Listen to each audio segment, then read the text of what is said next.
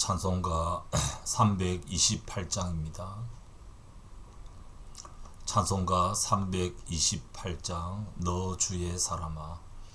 이 찬송 328장 하시면서 5월 25일 목요일 새벽 예배 시작하도록 하겠습니다. 찬송가 328장입니다.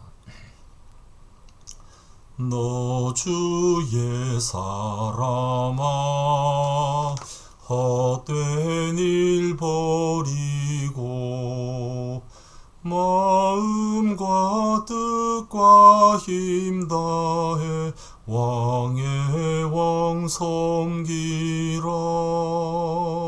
너 주의 사람아, 그날을 기다려 죄악의 밤을 이기고 새 아침 맞으라.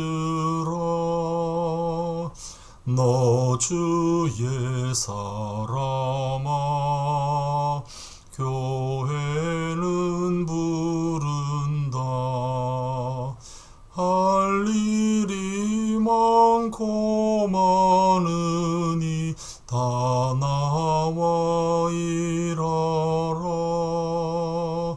너 주의 사람아, 충성을 다하여 십자가 높이 들고서 발자취 따르라. 아멘. 신명기 17장 14절에서 20절 말씀입니다. 신명기 17장 14절에서 20절 말씀입니다. 신명기 17장 14절에서 20절 말씀 제가 읽도록 하겠습니다. 주 당신들의 하나님이 주시는 그 땅에 들어가서 그 땅을 차지하고 살 때에 주위의 다른 모든 민족같이 당신들도 왕을 세우고 싶다는 생각이 들거든 당신들은 반드시 주 당신들의 하나님이 택하신 사람을 당신들 위에 왕으로 세워야 합니다. 당신들은 결례 가운데서 한 사람을 왕으로 세우고 같은 결례가 아닌 외국 사람을 당신들의 왕으로 세워서는 안 됩니다. 왕이라 해도 군말을 많이 가지려고 해서는 안 되며 군말을 많이 얻으려고 그 백성을 이집트로 보내서도 안 됩니다.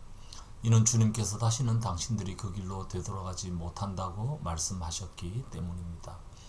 왕은 또 많은 아내를 둠으로써 그의 마음이 다른 데로 쏠리게 하는 일이 없어야 하며 자기 것으로 은과 금을 너무 많이 모아서도 안 됩니다.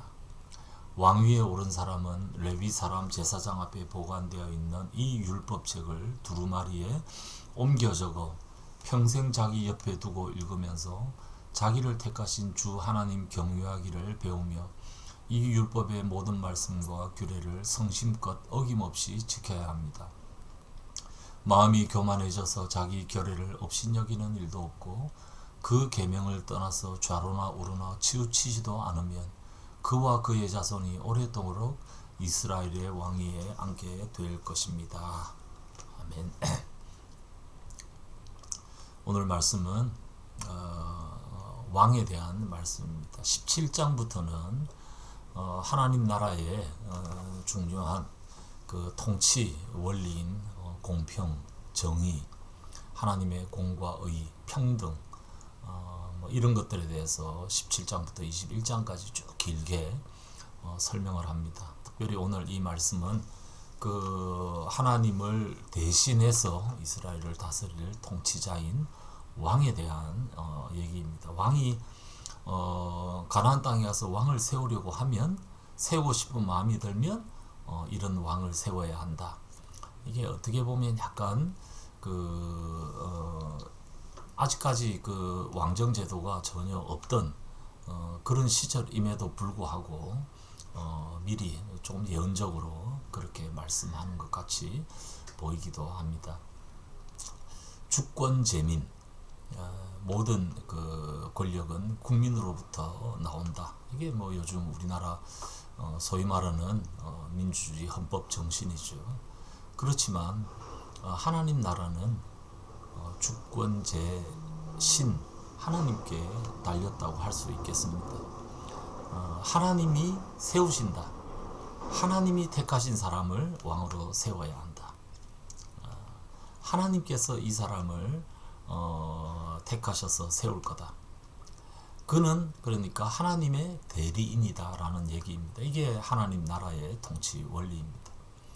그리고 그 하나님의 대리인 왕 하나님이 세우는 사람은 이스라엘 민족 가운데서, 외국 사람이 아닌 이스라엘 민족 가운데서 세워야 하고, 특별히 16절에 보면 군마를 많이 가지려고 해서는 안 된다. 군사력에 의존해서 통치하려고 하지 말아라. 그리고 군마를 얻으려고 이집트로 사람을 보내지도 말아라. 외교력에 의존하지도 말아라. 17절에는 많은 아내를 두지 말아라. 그의 마음이 다른 데로 쏠리게 될 가능성이 있기 때문이다. 또 은과 금을 너무 모아서도 안 된다. 부귀영화를 너무 누려서도 안 된다. 누가 딱 생각이 납니까? 솔로몬이나 아합 이런 사람이 생각이 나죠. 굉장히 인간적인 세상적 관점에서는 번영한 성공한 왕들입니다. 그렇지만 이 율법에는 위배된 그런 삶을 살았던 왕이라고 우리가 딱 생각할 수 있겠습니다. 자기들이 가진, 자기들이 애써서 모은 어떤 그런 그 자원을 의존하지 말 것을, 그리고 주변 국가들이 하듯이 그렇게 군사력, 외교력, 경제력 이런 것으로 군림하지 말아라는 소리입니다. 20절에 보면 마음이 교만해져서 자기 사람을 결례를 업신여기는 일도 없어요. 군림하려고 해서도 안 된다. 마음이 교만해지고 이 벌써 특권 의식을 가지고 이 국민들을, 백성들을 업신여기는, 가르치려고 덤벼드는 그런 일도 해서는 안 된다. 그는 어떻게 해야 됩니까? 18절에 레위 사람 제사장 앞에 보관되어 있는 이 율법책, 신명기 율법책을 두루마리에 옮겨 적어 평생 자기 옆에 두고 읽으면서 자기를 택하신 하나님 경외하기를 배우고 이 율법의 모든 말씀과 규례를 성심껏 어김없이 지켜야 한다. 누구에게 해당되는 말입니까? 이게 모든 백성들에게 해당되는 말이죠.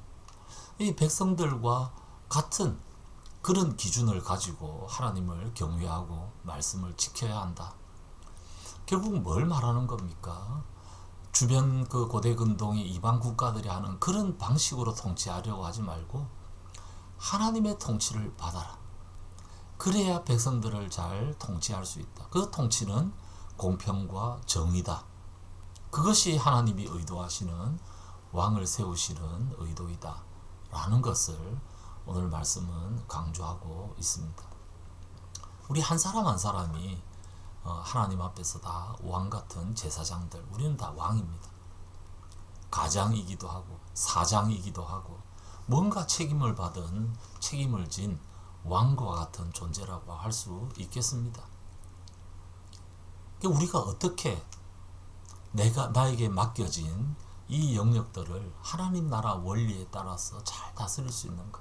아주 작은 것부터 시작해서 어떻게 잘할 수 있는가?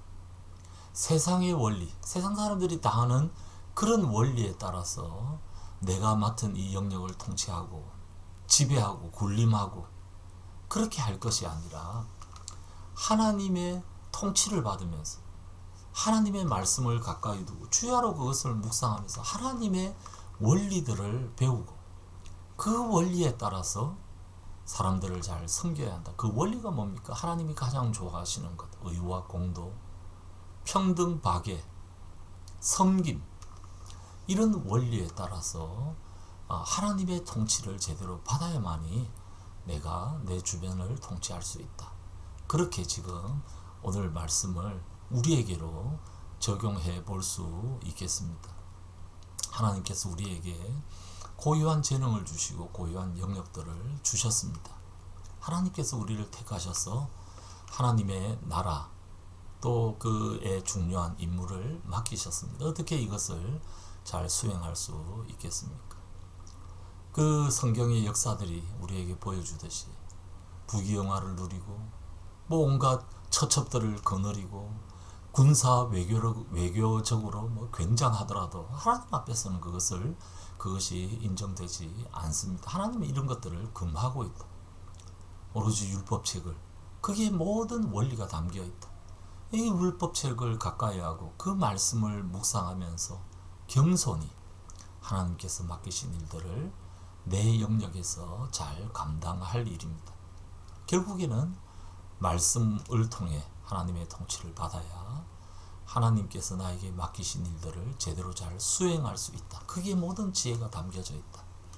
이 말씀 기억하면서 오늘 하루도 하나님 나에게 맡기신 그 영역에서 하나님 나라를 제대로 이루는 그러한 섬김의 삶 잘 살아가는 오늘 하루 되시기를 주님의 이름으로 축복합니다. 같이 기도하겠습니다. 아버지 하나님, 부족하고 아무것도 아닌 저희들을 존귀하게 여기셔서 저희들에게 성령의 은사를 허락하시고 또한 저희들에게 섬길 수 있는 각자 고유한 영역을 허락하셔서 감사합니다. 그곳에서 하나님의 그 부르심에 따라 콜링에 따라 우리가 섬길 때 정말 세상이 가진 그 원리, 그 방법으로 하지 아니하고 성경이 우리에게 보여주는 그 방법대로 나에게 주신 영역을 잘 섬길 수 있도록 도와주시옵소서.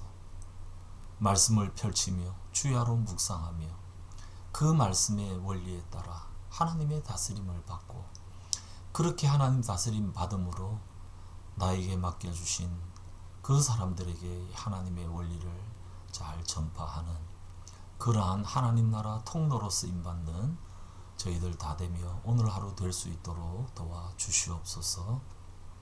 이 시간에 기도하러 모인 주의 백성들에게 주님 은혜 더하시며 이 말씀의 원리가 기도를 통해 우리 삶의 가슴에 체득되는 복된 시간 될 수 있도록 도와주시옵소서. 감사드리옵고 주 예수님 이름으로 기도드리옵나이다. 아멘. 자유롭게 기도하시겠습니다.